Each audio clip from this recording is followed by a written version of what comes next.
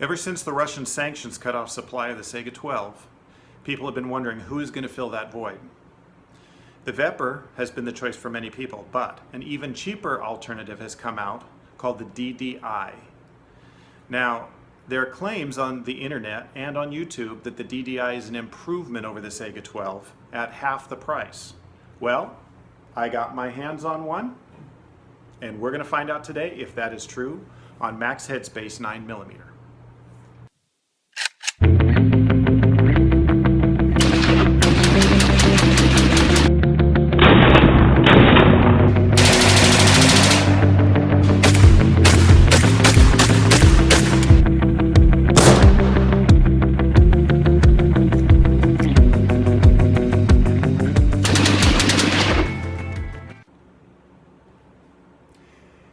There's quite a few differences between the Saiga 12 and the DDI 12.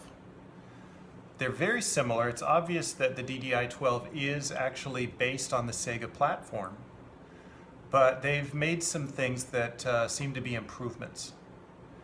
So first thing you notice is a fiber optic front sight. They have an adjustable gas plug with 4 different spots instead of 2.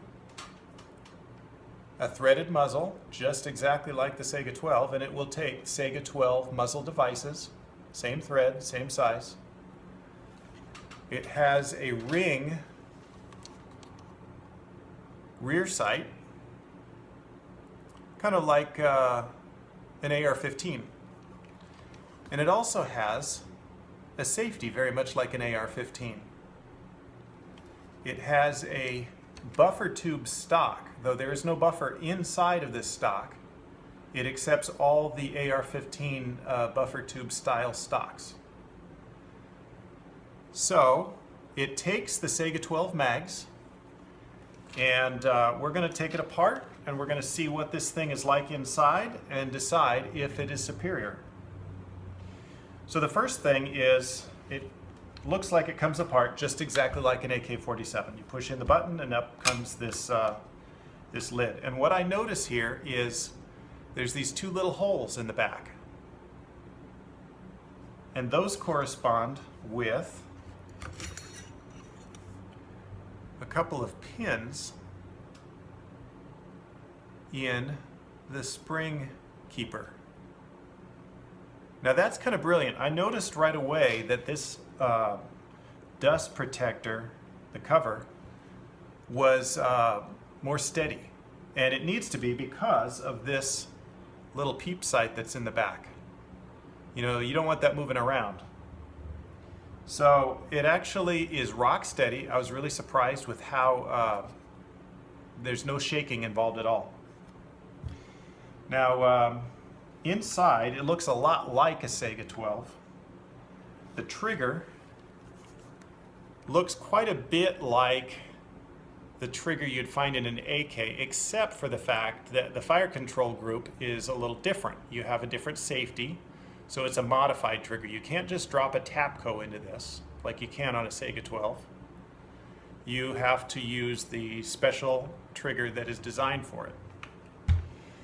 One thing I suspect, it seems like the receiver thickness, the metal, is just a tiny bit thicker than on the Saiga 12. I'm not really sure if that's the case or if it's my imagination, but it does feel like it's thicker. And that'd be pretty consistent with Chinese manufacture. A lot of Chinese AKs have thicker receiver walls. They just tend to make them more robust somehow for some reason. And on this, I think that's also the case. So the bolt has a charging handle that is on the left side. Now some people kind of like that. I think it's great for right-handed shooters because you can charge the weapon and manipulate the safety without moving your right hand or your trigger hand from the grip. I think that's an improvement. We can definitely chalk that one up as an improvement. But some people actually don't like this because you get some escaping gases that come out of the slot on the left side.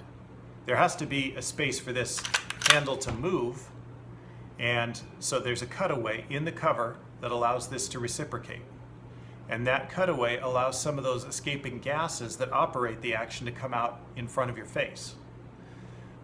You'll notice a little bit of that. Most people think, it's not a big deal and you get used to it pretty quickly.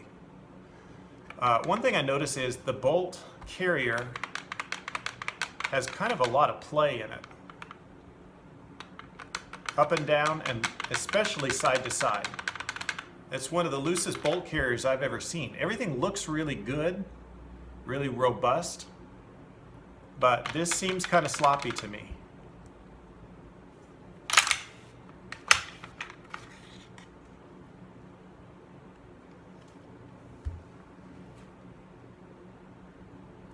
Now this bolt carrier looks almost identical to what you would see in a Saiga 12. It actually looks really close. Very, very similar.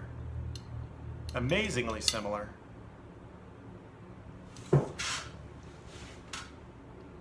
This is the one side. And this is the other. And there's the bottom.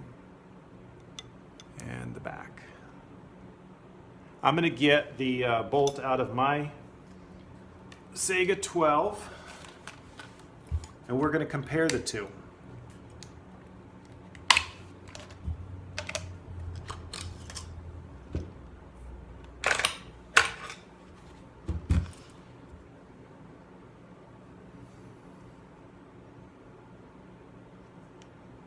Let's put them side by side here.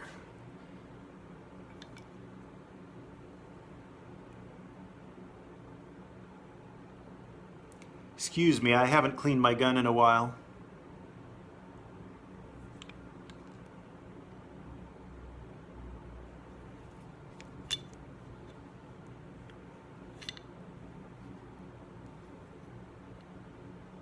Very similar, very, very similar.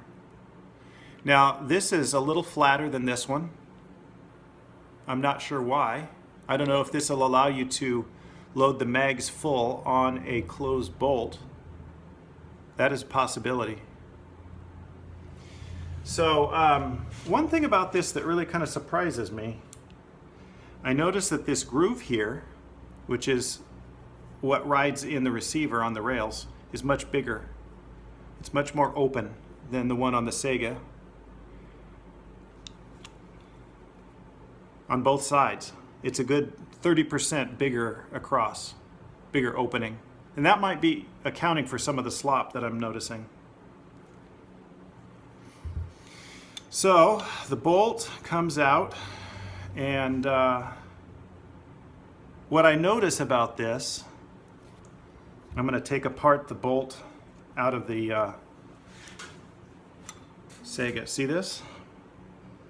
Very similar. It looks like, if I were to guess, and I'm pretty sure I'm right about this, my guess would be that this is a cast bolt.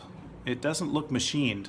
It looks like they just took a mold off of this and cast these without doing any machining. And that's certainly possible. What's happening here, I don't know if you can see that, but right here where the bolt lugs slam into place to lock the breech, the metal is very soft and it's getting some wear right there. And this gun doesn't have very many rounds through it. It's used. Less than 500 rounds through it. I know my Saiga, I've put a couple thousand through it at least, and there is no evidence of wear whatsoever. Even the paint looks like it's still intact. All right, let's look at the bolts. Okay, the only difference that I can see between these, and it's almost imperceptible, I actually can't see a difference other than this also looks like it could be minimally machined. It could be just cast with just a small amount of machine work on it. But for some reason, this bolt also has some really bad wear and rounding on the locking lug. that would be in the same exact place as the bolt carrier has on it. And this has so few rounds through it. My only suspicion is that it's just a softer metal they used. I can't imagine anything else that would do that. It's pretty good lockup. It's pretty tight. Does what it's supposed to do. But it does seem like something is wearing this thing really badly. See, inside that track where that locking lug rides, there are some bad marks where it's hitting.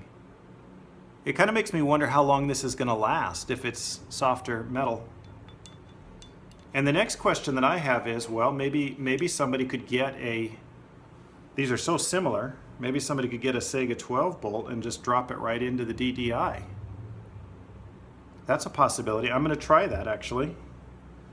Let's put the Saiga bolt right into the DDI. Let's see what happens.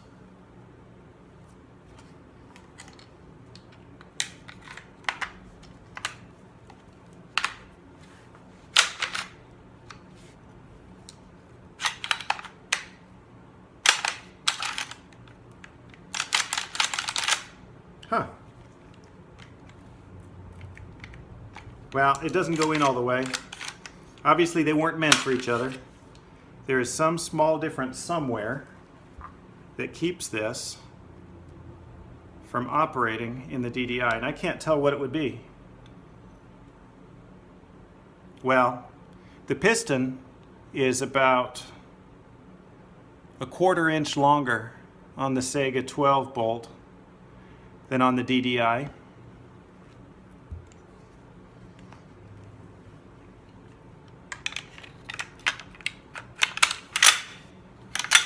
It likes to be in there. That's its home.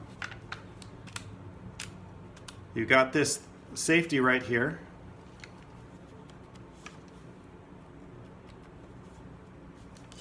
It's kind of hanging up a little bit. I'm not sure why.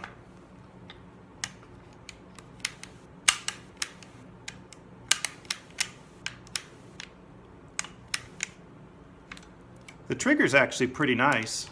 It's as good as an AK trigger.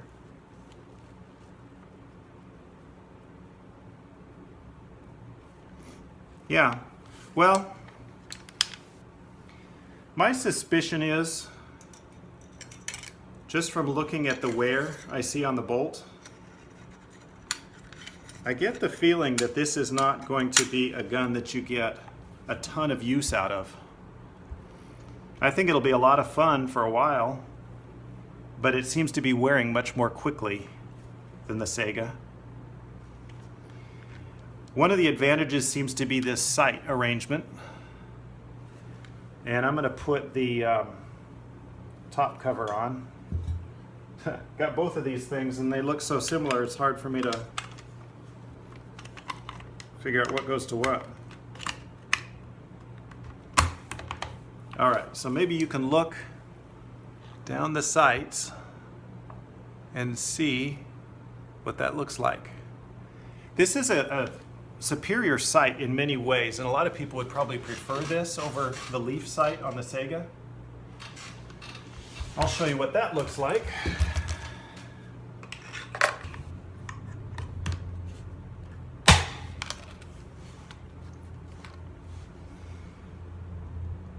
It's just a regular notch and post, actually a bead, a notch and a bead sight, and it's about half of the distance. The sight for the DDI is down here, and this one's halfway in between, whereas the DDI is clear back here. So, you know, to be honest with you, I look at these, and there's some slight compromises with this gun. Let's look at the magazines. So here's the DDI magazine that comes with the gun. They give you 2 of these. And here is the Russian magazine that comes with the Saiga 12. Very similar, Very, very similar. So they feel identical. The only difference is this little design here. They both have a metal band back here that acts as the feed lips. That'll last you longer than just plastic would. In every other way, they seem identical. Here's something you may not know about Russian magazines. This is my Russian 8-round magazine. One of the reasons why this is better than a Pro Mag or some of the other American-made plastic magazines is these hooks. This is a magnet,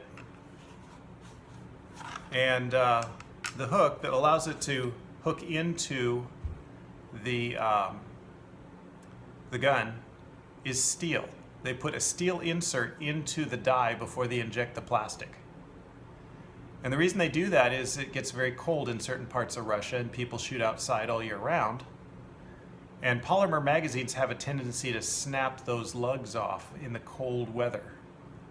So let's find out if the Saiga 5-round magazine has the same thing. Yes, it does. It has a steel lip. All right, what about the DDI? Does that have that? Only a magnet will know. It does. Okay, well, by all intents and purposes, this feels the same. Follower moves really freely. I've loaded it. It loads really easy. I would say the bottom, removable bottom, it's so similar, I really would guess that it would probably perform just as well. Now, I don't believe that DDI makes a larger magazine, but you can get Saiga magazines to go in the gun. So that's nice. So here's a question. How do they lock up? A little bit of wobble, but as long as they work, that's all that matters. Let's try a true Russian magazine. About the same amount of wobble, actually. Fits the same. Some people like that because you can get the mag in and out of the gun quicker. Let's see if that's the same amount of wobble you get on a Saiga. It's a lot less. It's a very tight fit. Very nice. In fact, most people have to actually custom fit their plastic mags to the gun. You have to use a file and get that to go in there. They don't fit at first and you have to file them. I don't have to with the Russian mags, but I do with all my other aftermarket mags. So it's a little tighter fit. I don't think that is going to make any difference in the way it fires. They say that all of the aftermarket parts that you can get for a Saiga 12, you can also put on the DDI. So that's pretty cool. So yeah, I think that this is a pretty decent gun. I kind of like a lot of what I see about it. The only thing that really scares me about this gun is that wear right around the locking lug between the bolt and the bolt carrier. That is a very important area right there. That thing has got to be tough metal to hold up over time. The DDI has fewer rounds through it than my Saiga 12. And it's already showing evidence of extreme wear and what could only be soft metal. And if my suspicion is right, if they just cast the bolt carrier without actually, forging it and machining it, if it's just an all cast piece, then this is very soft metal. And it's not going to last as long as a regular AK bolt made by the people who invented the AK in the first place. This is basically a shortcut that I think should never have been taken. Now, maybe you can shorten the gas piston on a real Saiga 12 bolt and put it in this gun and get it to work and get the life out of it that you should be able to expect.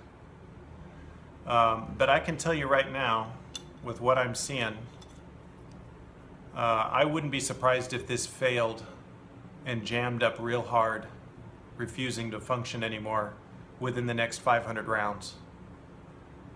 This is rounded over so badly right now, and this is too, and this is, that I can't see this going on much longer before this thing fails. So if you want a semi-automatic magazine-fed shotgun, and you're not going to put tons and tons of rounds through it, you're just going to take it out for a few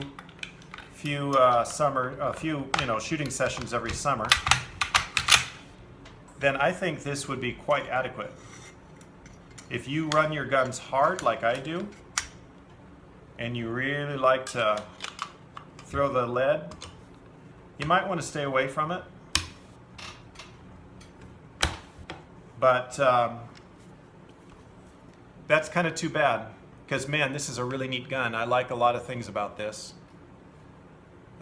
It's unfortunate they took that shortcut, because that would be the undoing of this gun for me. But as a Saiga 12 killer, I'm not going to say that it's that by any means. It might look really good in some reviews, some shooting reviews, where you just get a brand new gun and they send you this gun and they say, hey, do a review, and the reviewer is, oh cool, they gave me a new gun, I'm going to say nice things about it. That's what a lot of those things apparently are. This is impressive. It looks really good just sitting there, but when you dig into it and you see that soft bolt carrier, you realize this is about a 1,000-round proposition before it fails miserably. And then after that, you're going to have some kind of a repair, whether buying a new bolt or what, I don't know. If DDI is really good with aftermarket service, and you can just call them up and say, hey, send me another bolt, and it's inexpensive enough, then that might be a fine way for you to go. So, I hope you've enjoyed this review. Comment, please. I will be glad to answer any questions that you may have. And subscribe if you would. Thanks a lot, and have a good one.